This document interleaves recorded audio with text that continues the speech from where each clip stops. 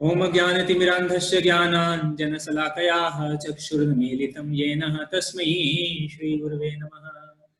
हे कृष्ण करुणा सिन्धु दीनबन्धु जगत्पते गोपेश गोपिका कान्त राधा कान्त नमस्तुते तप्त काञ्चन गौरांगी राधे वृन्दावनेश्वरी वृषभानुसुते देवी प्रणमामि हम हरिप्रिये। जय श्री कृष्ण चैतन्य प्रभु नित्यानंद श्री अद्वैत गदाधर श्रीवासादि गौर भक्त वृंद। हरे कृष्ण कृष्ण कृष्ण हरे हरे, हरे राम राम राम हरे हरे। हरे कृष्ण। तो आज हम चर्चा करेंगे श्रीमद् भगवद गीता अध्याय 2 श्लोक संख्या 71। विहाय कामान्य सर्वान् पुंसाश्चरति निःस्पृहः निर्ममो निरहंकारः स शान्तिम् अधिगच्छति। विहाय कामान्य सर्वान् पुंसाश्चरति निःस्पृहः निर्ममो निरहंकारः स शान्तिम् अधिगच्छति। विहाय कामान्य सर्वान् पुंसाश्चरति निःस्पृहः निर्ममो निरहंकारः स शान्तिम् अधिगच्छति। इसका अनुवाद इस प्रकार है। जिस व्यक्ति ने इंद्रिय तृप्ति की समस्त इच्छाओं का परित्याग कर दिया है, जो इच्छाओं से रहित रहता है और जिसने सारी ममता त्याग दी है तथा अहंकार से रहित है, वह वास्तविक शांति को प्राप्त कर सकता है। वही वास्तविक शांति को प्राप्त कर सकता है। तो पिछले श्लोक में हम पढ़ रहे थे कि शांति प्राप्त करने का जो विधि है भगवान ने वर्णन किया पिछले श्लोक में। कौन सा श्लोक था? आपूर्ण्यमाणम अचलम प्रतिष्ठम समुद्रमापः प्रविशन्ति यत्र। जहां भगवान ने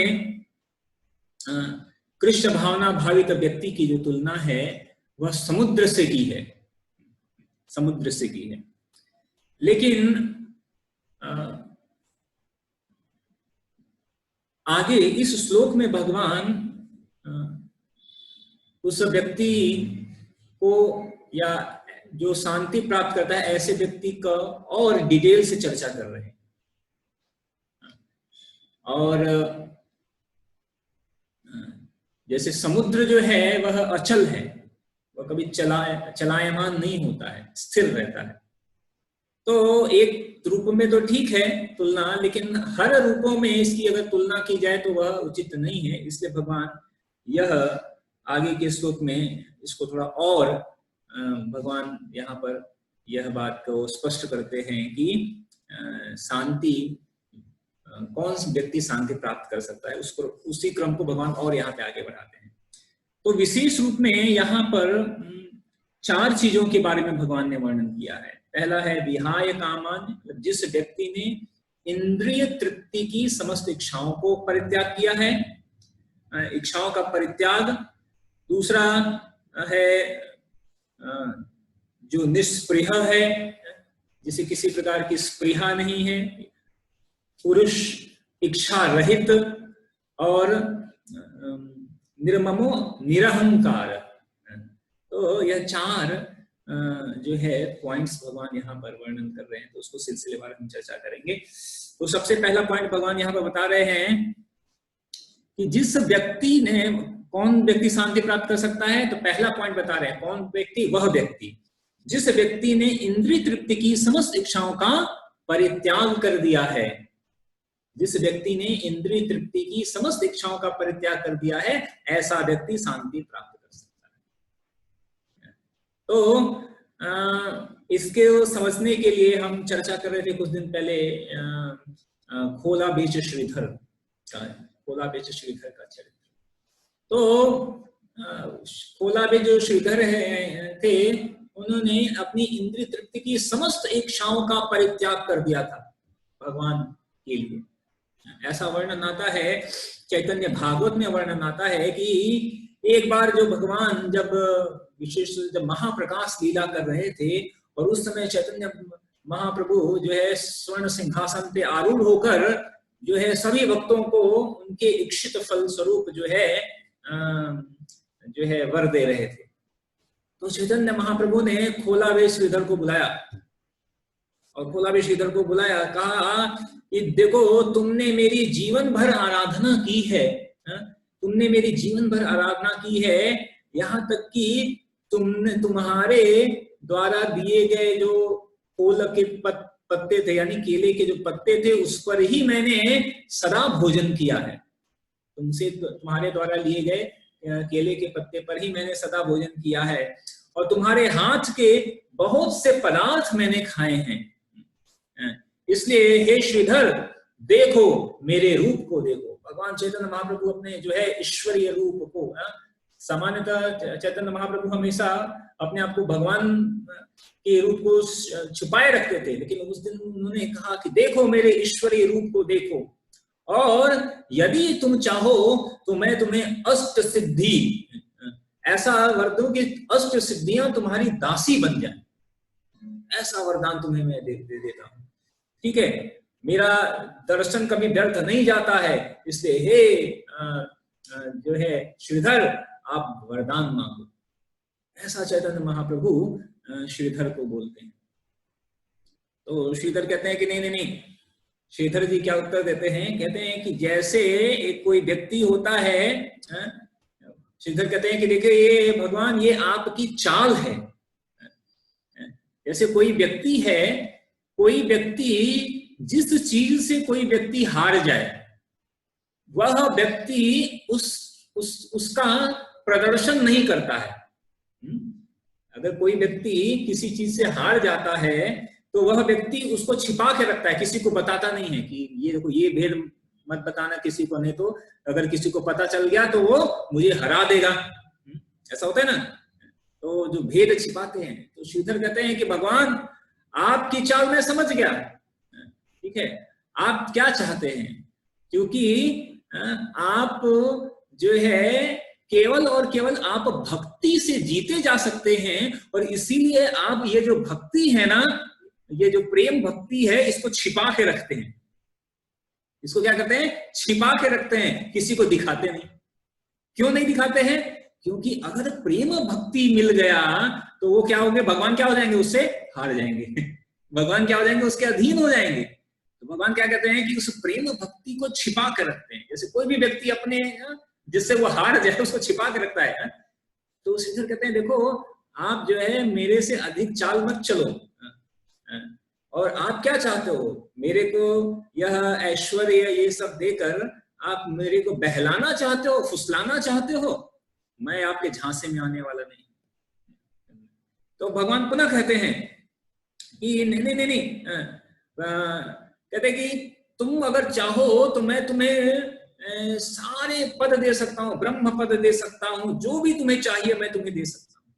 तो श्रीधर कहते हैं नहीं, अगर भगवान मैं कहते हैं कि अगर आप मुझे कुछ देना चाहते हो तो मैं यही चाहता हूं कि मेरे वही स्वरूप, जिस स्वरूप में आप आते थे, मेरे से केले के पत्ते के लिए, केले के पत्ते कभी छीन कर और कभी जो है मोल भाव कर कर आप मेरे से वह केले के पत्ते ले जाया करते थे, वही सुंदर रूप जो है मेरे हृदय में हमेशा के लिए व्याप्त हो जाए, ऐसा श्रीधर जी कहते हैं।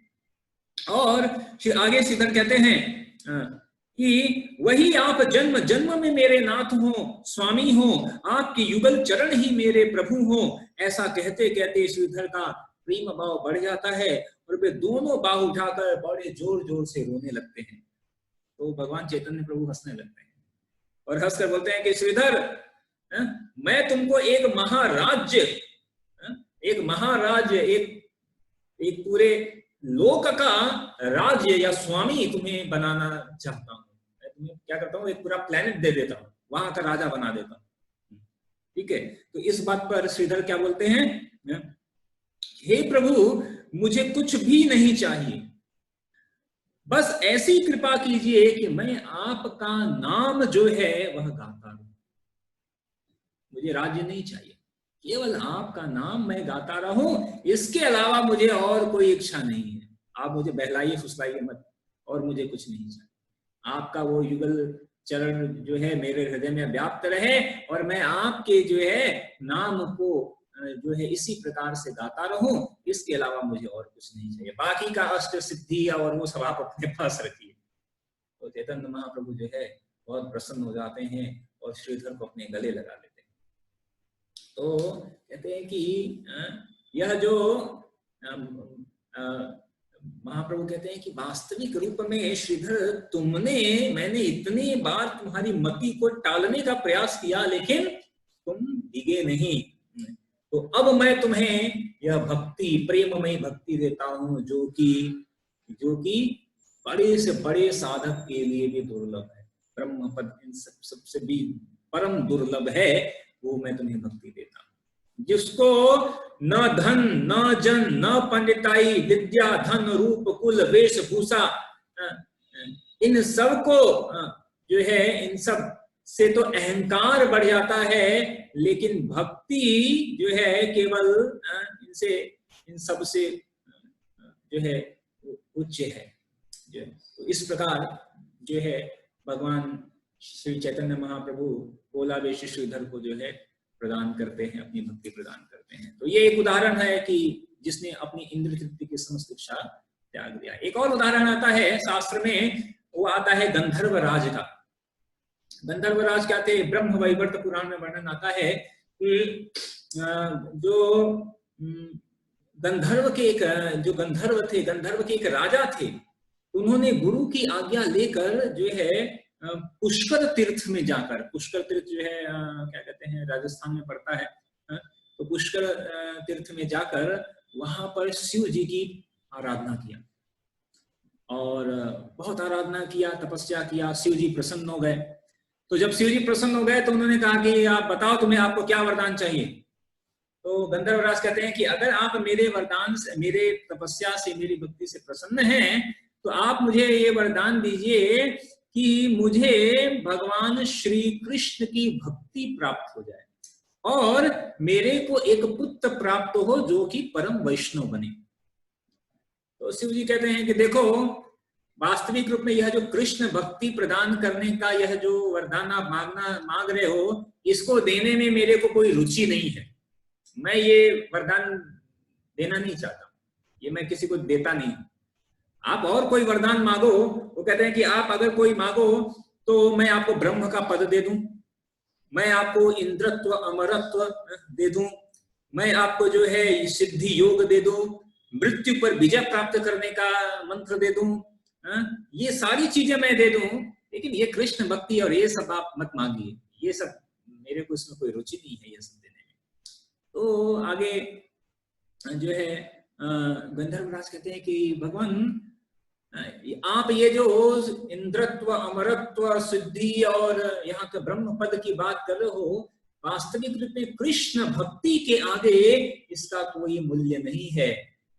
और अगर आप मुझे यह वरदान नहीं दे सकते कृष्ण भक्ति का, तो मैं अपना यह जो शीश है ये काट कर यहीं पर अग्नि में समर्पित कर दूंगा और अपना प्राण विसर्जन कर दूंगा। तो शिव जी देखते हैं कि यह बहुत ही अचल है, तो शिव जी प्रसन्न होकर कहते हैं कि ठीक है, मैं तुम्हें यह सबसे दुर्लभ से दुर्लभतम जो है यह वरदान मैं तुम्हें दे रहा हूं, जो सामान्यतः मैं किसी को देता नहीं। तो फिर भगवान शिव जो है उनको वरदान देते हैं, तो वह कृष्ण भक्ति उनको मिलती है और उनको एक पुत्र मिलता है जो परम वैष्णव बनता है। तो कहने का मतलब कि यहाँ पर भगवान यह पहली बात कर रहे हैं कि शांति वही प्राप्त कर सकता है जो कि इंद्रिय तृप्ति की समस्त इच्छाओं, तो इंद्रिय तृप्ति की सारी इच्छाएं छोड़ के केवल कृष्ण भक्त बनना, यह है। दूसरा भगवान आगे कह रहे हैं, सर्वान्य पुंसा शरति, ऐसा पुरुष जो इच्छा रहित होकर आचरण करता है। चरति मतलब चरता है, ऐसा पुरुष जो इच्छा रहित होकर आचरण करता है, चरता है, ऐसा व्यक्ति शांति प्राप्त कर सकता है। ये दूसरा पॉइंट भगवान बता रहे हैं। पुंसा शरति निष्पृहा, तो निष्पृहा का एक शब्द अर्थ होता है इच्छा रहित। इच्छा रहित। श्रील प्रभुपाद कहते हैं अपने वक्तव्य में कि इच्छा रहित होने का मतलब है कृष्ण भावना भावित होना, कृष्ण की प्रसन्नता के लिए इच्छा करना, यही वास्तविक रूप में निष्प्रिया है। प्रभुपाद अपने एक वक्तव्य में कहते हैं 1968 में लॉस एंजलिस में प्रभुपाद कहते हैं कि देखो यहाँ पर एक मेज खड़ी है, तो इस मेज की कोई इच्छा नहीं है, ठीक है, क्यों? क्योंकि इसमें जीवन नहीं है। लेकिन हमारे में जीवन है, तो ऐसा कभी नहीं होगा कि हम इच्छाओं को मार दें। इच्छाओं को मारने की कोई जरूरत नहीं है, क्योंकि जब तक जीवन है तो इच्छा रहेगी। तो क्या करना है, इस इच्छा को कृष्ण के लिए लगाइए, कृष्ण की प्रसन्नता के लिए, कृष्ण भावना भावित हो जाइए। तो कृष्ण भावना भावित होना ही वास्तविक रूप में निष्प्रिया है। तो प्रभुपाद आगे कहते हैं हमें इच्छाओं का कार्य बदलना है। यदि हम अपनी इच्छाओं को इंद्रिय तृप्ति में लगाते हैं तो वह भौतिक है, परंतु यदि इसी इच्छाओं को हम श्री कृष्ण की सेवा में लगाते हैं तो सभी इच्छाएं जो है इच्छाओं से हम मुक्त हो जाएंगे। यही तो आगे चरति शब्द प्रयोग किया गया है। विशेष रूप से भगवान ने चरति शब्द इसलिए प्रयोग किया गया है क्योंकि चरति का मतलब होता है चलना, यानी स्थिर नहीं है, वो चलता है। चरति शब्द का मतलब कि जैसे समुद्र है वह एक स्थान पर अचल है, चलता नहीं है, लेकिन यानी निष्क्रिय है। तो भगवान चरति शब्द इसलिए प्रयोग किए गए हैं यह बताने के लिए कि जो कृष्ण भावना भावित व्यक्ति है वह निष्क्रिय नहीं होता है, वह कैसा है, चरति, वह चलता है। इसके लिए भगवान की सेवा के लिए वह सारे कार्यकलापों को करता है, वह निष्क्रिय होकर बैठ नहीं जाता है। तो श्री कृष्ण की सेवा में ऐसा व्यक्ति सदा सक्रिय रहता है, इसलिए भगवान ने यहाँ पर विशेष रूप से चरति शब्द का प्रयोग किया गया है। और भक्त जो है गीतामित्र प्रभु जो है वह चरति शब्द का और दो वाक्य व्याख्या करते हैं। कहते हैं चरति का एक शब्द होता है, चरति में क्या है, चर शब्द से बना है। तो चर का मतलब होता है गुप्तचर, गुप्तचर। तो गुप्तचर का क्या होता है, तो गुप्तचर का मतलब कि जो छिप कर वो क्या करते हैं, डिटेक्टिव ना, जो छिप कर कोई कार्य करता है। तो कहते हैं कि जिस प्रकार एक गुप्तचर कभी अमीर बन जाता है, कभी गरीब बन जाता है, कभी व्यापारी बन जाता है, कभी भिखारी बन जाता है, लेकिन वो काम किस लिए कर रहा है, सीक्रेट काम कर रहा है, गवर्नमेंट के लिए काम कर रहा है। कभी वो भिखारी बन के खड़ा रहता है तो लोग सोचते हैं भिखारी है, लेकिन वो भिखारी नहीं है। कभी व्यापारी बन जाता है लेकिन वो व्यापारी नहीं है। तो कहते हैं जिस प्रकार एक गुप्तचर अनेक प्रकार के कार्य करता है, लेकिन वह उसका उस कार्य से कोई लेना देना नहीं है, उसका वास्तविक लेना देना किससे है, गवर्नमेंट से, जिसके लिए वो कार्य कर रहा है। उसी प्रकार जो कृष्ण भावना भावित व्यक्ति है वह अनेकों प्रकार के कार्यकलाप करते हुए देखा जा सकता है, लेकिन उनका उन सारे कार्यकलापों से कोई लेना देना नहीं है। वो केवल और केवल भगवान के लिए कार्य कर रहा है, भगवान की प्रसन्नता के लिए कार्य कर रहा है। कोई दिख रहा है कि कोई बड़ा मंदिर का प्रोजेक्ट बना रहा है, कोई दिख रहा है कोई बुक डिस्ट्रीब्यूशन का कर रहा है, कोई अनेकों प्रकार के कार्य कर रहे होते हैं। कोई भक्ति वृक्ष चला रहा है, कोई IYF चला रहा है, कोई IGF चला रहा है, कोई जो है अनेकों प्रकार की सेवाएं। लेकिन इन सारे एक्सटर्नली बाह्य रूप में देखने पर वो अलग अलग कर सकता है, ये कार्य नहीं, लेकिन आंतरिक में वह सभी केवल कृष्ण की प्रसन्नता के लिए कार्य कर रहे हैं। तो वह है एक चर। दूसरा चर का एक और है, चर का मतलब होता है उसको क्या कहते हैं, संदेशवाहक, दूत जो संदेशवाहक है। कहें कि जो भक्त है कृष्ण भावना भावित व्यक्ति क्या है, वह केवल संदेशवाहक है, वह केवल संदेश पहुंचाने का कार्य कर रहा है। कृष्ण भावना भावित व्यक्ति इस भौतिक जगत में श्री कृष्ण का संदेश देने के लिए ही जीवित रहते हैं। तो भगवान जब चरति शब्द का प्रयोग कर रहे हैं तो एक शब्द से भगवान कई चीजें स्पष्ट करना चाहते हैं। कि पहले उन्होंने बताया था समुद्र पापी प्रवशन्ति विद्वत्, कि समुद्र की तरह है कृष्ण भावना भावित व्यक्ति। तो कोई सोच सकता है देखो समुद्र तो निष्क्रिय है, अचल है। तो भगवान कहा कि नहीं, ठीक है, समुद्र के लिए स्थिर तो है, लेकिन साथ ही साथ जो कृष्ण भावना भावित व्यक्ति है वो चरती है, वह चरता है, निष्क्रिय नहीं है, वह सक्रिय है। ठीक है। और तीसरा पॉइंट आगे कहा गया, भगवान ने कहा निष्पृह। निष्पृह शब्द का यहाँ पर भगवान कह रहे हैं पुंसा शरति निष्पृह, अर्थात कृष्ण भावना भावित व्यक्ति इच्छा रहित होकर आचरण करता है। तो निष्पृह में एक तरह से दो चीजें आती हैं। एक आता है इच्छा करना, एक्चुअली निष्पृह मतलब नि और स्पृह, तो स्पृह शब्द के दो मीनिंग है। एक है इच्छा करना, दूसरा है द्वेष करना। इच्छा करना और द्वेष करना। तो पहला बताया गया है कि स्पृह का पहला अर्थ है जो व्यक्ति इच्छा नहीं करता है। मतलब इच्छा नहीं करता है इसका मतलब क्या है, जो व्यक्ति भौतिक लाभ की इच्छा नहीं करता है लेकिन कृष्ण की प्रसन्नता के लिए सारी इच्छाएं करता है। दूसरा द्वेष नहीं करता, यानी भोक्ताराम यज्ञ तपसाम, कि भगवान ही केवल भोक्ता है, इस बात से वह द्वेष नहीं करता। अधिकतर लोगों को जैसे भगवान क्यों, 16,108 जो है पटराइयां भगवान की क्यों, भगवान ये क्यों, ठीक है। तो लोगों को द्वेष है, कहते हैं जो द्वेष नहीं करता है ऐसा व्यक्ति क्या है, निष्पृह, यानी कृष्ण भावना भावित। आगे भगवान कह रहे हैं निर्ममो निरहंकार, जिसने सारी ममता तथा अहंकार का त्याग कर दिया है। सारी ममता और अहंकार का त्याग कर दिया है। तो जो निर्मम शब्द है, निर्मम शब्द का अर्थ है ऐसा व्यक्ति जिसके अंदर मम अर्थात मेरापन का भाव नहीं है। जनस्य मोहो अहम ममेति, यह मैं हूं, यह मेरा है, इसका भाव नहीं है। तो निर्मम शब्द का वास्तविक अर्थ है ऐसा व्यक्ति जो प्रत्येक वस्तु को भगवान की संपत्ति माने, भगवान का माने कि यह किसकी है, भगवान। मेरा नहीं है, यह किसका है, भगवान का है। मैं किसका हूं, भगवान का हूं। मेरा पुत्र किसका है, भगवान का है। मेरा वस्तु किसका है, भगवान का है। सब कुछ क्या है, भगवान का। इसे कहते हैं निर्मम। निर्मम बिना मम, बिना मैं और मेरा के, ऐसा व्यक्ति है निर्मम। श्री ईशोपनिषद में बोला गया है ईशावश्यम इदं सर्वं त्यक्ति किंचित् जगत्याम जगत तेन त्यक्तेन भुंजिता माम विदकस्य स्वदिनम। अर्थात इस सृष्टि में जितनी वस्तुएं हैं उन सभी में ईश्वर का अधिकार है। सभी वस्तुओं में ईश्वर का अधिकार है। उस ईश्वर के द्वारा तुम्हें जो कुछ प्राप्त हुआ है उसी को भोगो और अन्यों के अधिकारों की इच्छा मत करो।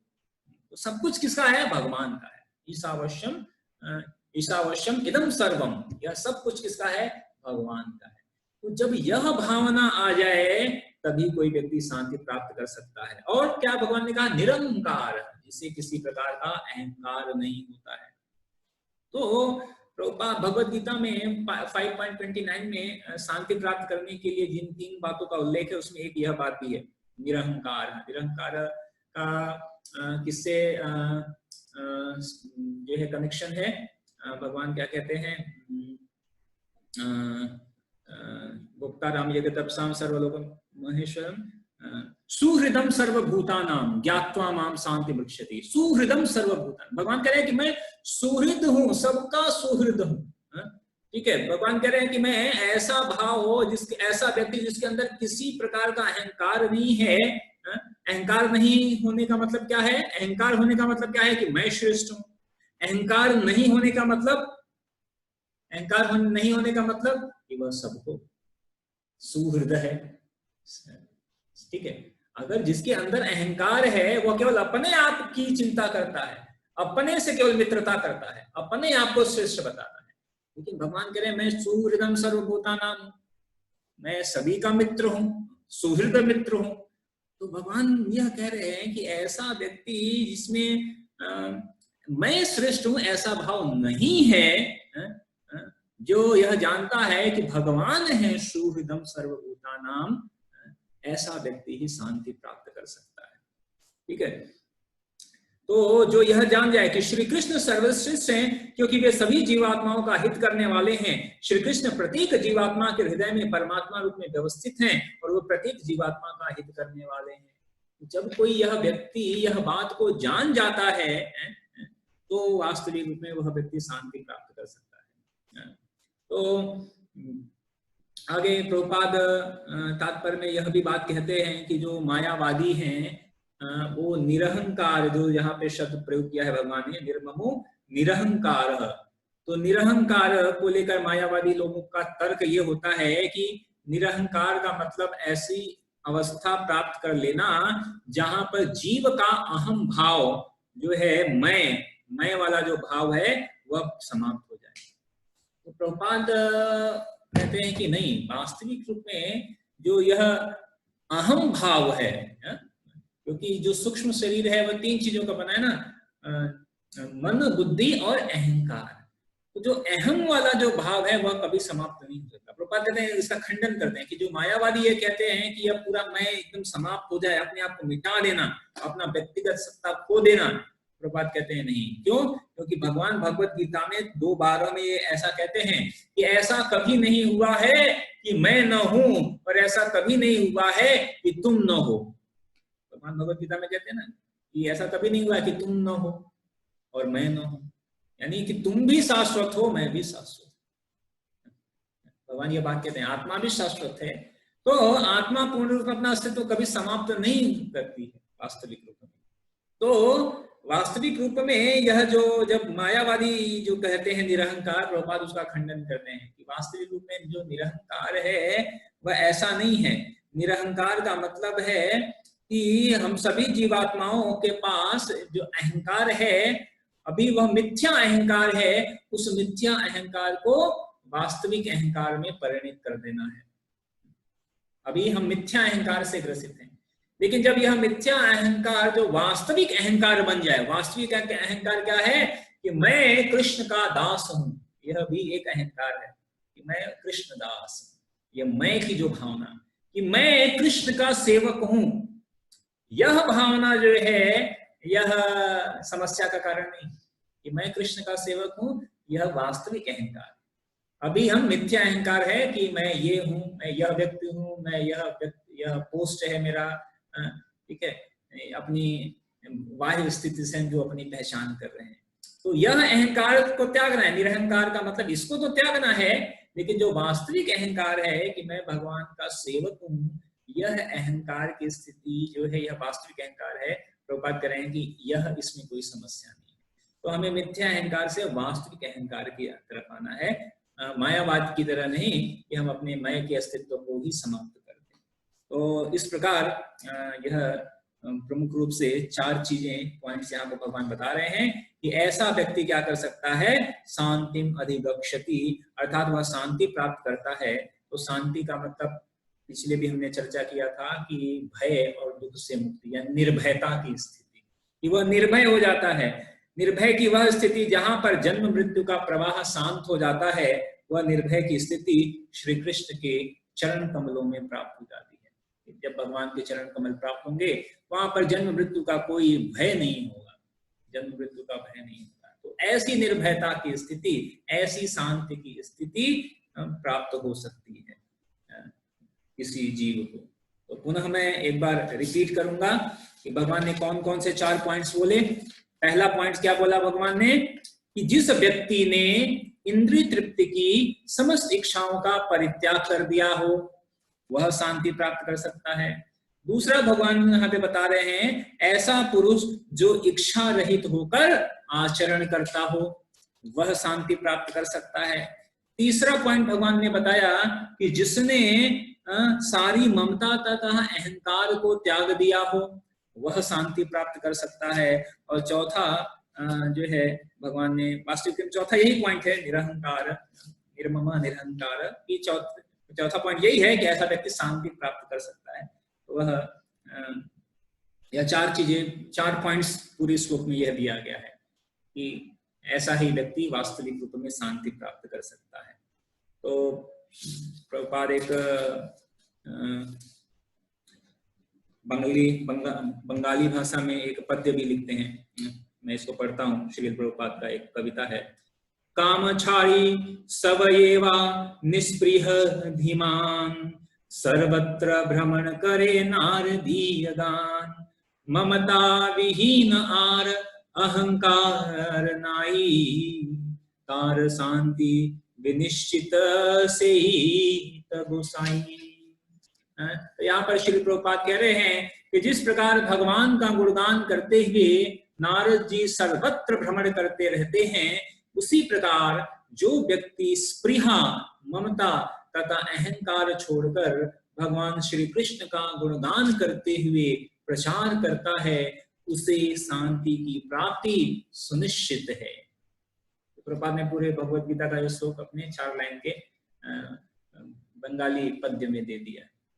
तो इस प्रकार भगवान यह कह रहे हैं कि वास्तविक रूप में कृष्ण भावना भावित व्यक्ति ही, यह सारे गुण किसमें हैं? कृष्ण भावना भावित व्यक्ति में ही संभव है। तो ऐसा व्यक्ति ही शांति का वास्तविक अधिकारी है। हरे कृष्ण। तो किसी का कोई प्रश्न है तो हम ले सकते हैं, 5 मिनट है। हरे कृष्ण प्रभु, दंडवत प्रणाम। हरे कृष्ण। प्रभु जी, पहले जो 2 पॉइंट है वो एक सरीके नहीं है क्या प्रभु जी? पहले दोनों भी जो पॉइंट है वो एक सरीके नहीं है क्या प्रभु जी? एक ही बात, एक जैसे ही है ना दोनों पॉइंट? पहले वाले दोनों एक जैसे, मतलब पहला पॉइंट में बोला गया विहाय, नहीं सॉरी, हाँ, विहाय कामान्य, मतलब इंद्रिय तृप्ति की इच्छा को त्यागना, पहला पॉइंट था। और दूसरा पॉइंट था सर्वांग पुंश्चाश्चरति, जिस जो इच्छा रहित होकर आचरण करता है। तो जब यहाँ पे भगवान कहते हैं कि इच्छा रहित होकर आचरण करता है, तो कोई इसको पढ़कर कंफ्यूज हो सकता है। इसलिए मैंने इसमें यह भी बात की पुष्टि किया कि जो चरति शब्द है, चरति शब्द और साथ ही साथ इच्छा रहित में जो भगवान ने कहा है निष्पृह शब्द, तो निष्पृह शब्द की प्रभुपाद ने यहाँ पे व्याख्या दी है कि इच्छा रहित होने का मतलब ये नहीं है कि अपनी सारी इच्छाओं को छोड़ देना, इच्छाओं को मार देना।